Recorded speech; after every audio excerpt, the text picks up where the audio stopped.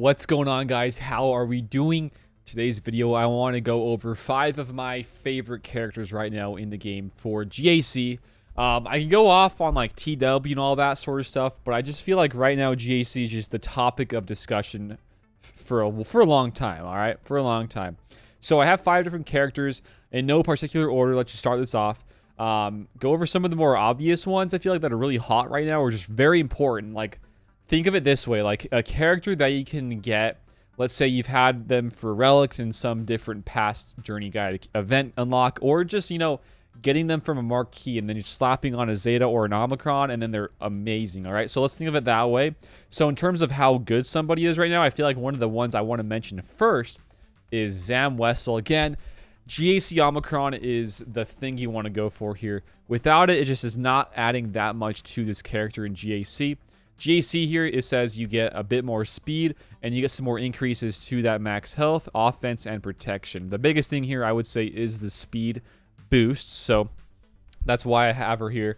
Mainly, she's here to add that extra oomph to the bounty hunters.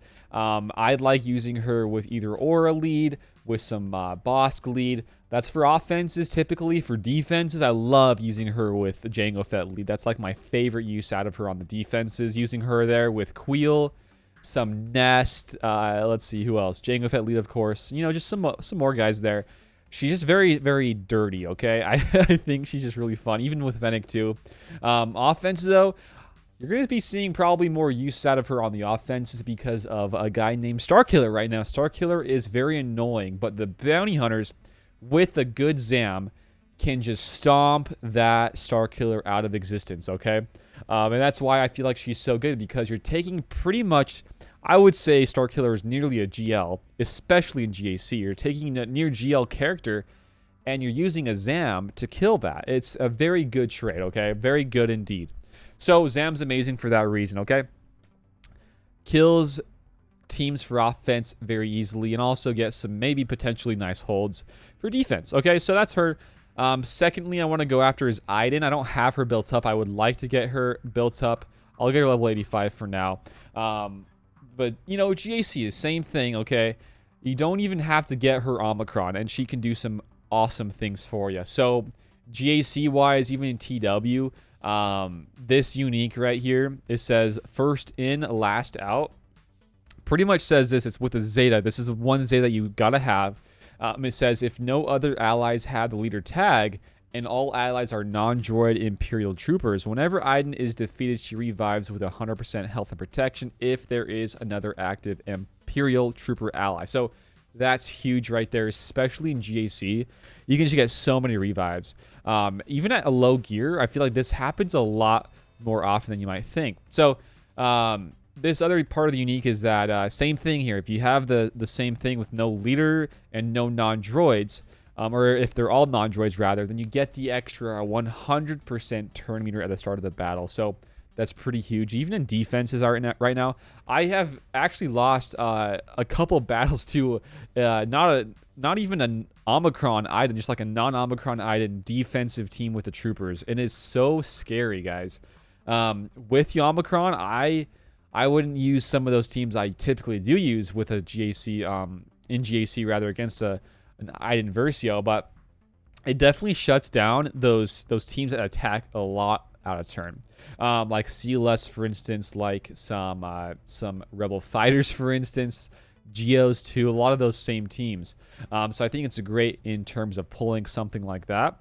One team I found used to counter an Iden team has been the Bad Batch, but again, that's been with like that's been like on a non-Omicron team, okay? So I don't know if it would work as good. Maybe it would. I don't know. But it's a scary team is what I'm trying to get at here, guys. On defense, it's amazing. It can pull something very, very strong. Even at low gears, all the way around the table for the whole team, it can be a low gear team and still pull something very strong.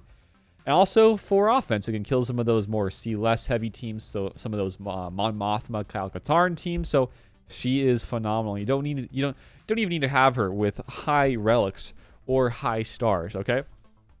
So those are 2 right there. The next one I want to go after is Dash. Dash, I don't know what. I can't say anything bad about Dash right now, guys. He is so good. Low gear, you can use him with some of the BAM teams to get that BAM nuke off really quick, like I've been using in some of my past GAC rounds. But also on defense, he is great too. If you have him with relics, I think he is one of the hardest hitting AoE attackers in the game. Like seriously, I've seen some. I mean, look at this special, by the way. Three times of damage to all enemies. That is ridiculous damage. And I've seen him hitting for like 50, 60, 70k per hit on every single enemy on the enemy team. So he does some ridiculous damage. But I think the best thing about him is the leader, and also on the unique. So it says here that it's the Omicron. In GA, if all allies have, or rather it says, if any ally loses prepared, they gain it right back. But then also the unique Zeta is pretty clutch as well. It says, whenever a prepared ally scores a critical hit, all prepared allies gain 2% TM. So if you have him going first, he's going to be doing some big hits here, giving out a Terminator 2 of the rest of the team. So in a sense, since he is so fast, you can get him pushing like 360 speed, he will go very, very first, and then giving that TM out to the others, and you're good to go. I mean, he's a great character. Whether you have him low star or high star, low gear, high gear, same thing, right? He is going to be phenomenal. So I like Dash a lot, okay? And then thirdly, or I guess that was fourthly, the one I want to go after is going to be Fennec Shan. I feel like Fennec, this one is very hot, not just in GAC, but also in TW. But like, think of it this way. Fennec is, as opposed to like a Dark Trooper, she is the Dark Trooper for the bounty hunters right now. That one single basic that she can do, she can hit 5 different times. That is ridiculous, guys. That is crazy damage. If you have her with like high relics, let's say relic 6, 7, maybe even pushing 8 or 9, man, she can do some crazy damage. I've seen some people using her with that relics and the decent mods, like a 14k offense. She deals special damage, and she can stack it quite high, but I've seen her hitting on per hit like 50k per hit, 60k. It's stupid. On a basic, it's ridiculous. And if you're using her with the bounty hunters or the scoundrels, a lot of those teams, they have a lot of assists, right? And the assists call in basics. So it's just crazy the amount of damage you'll see out of a Fennec Shan. Plus, she can be pretty fast.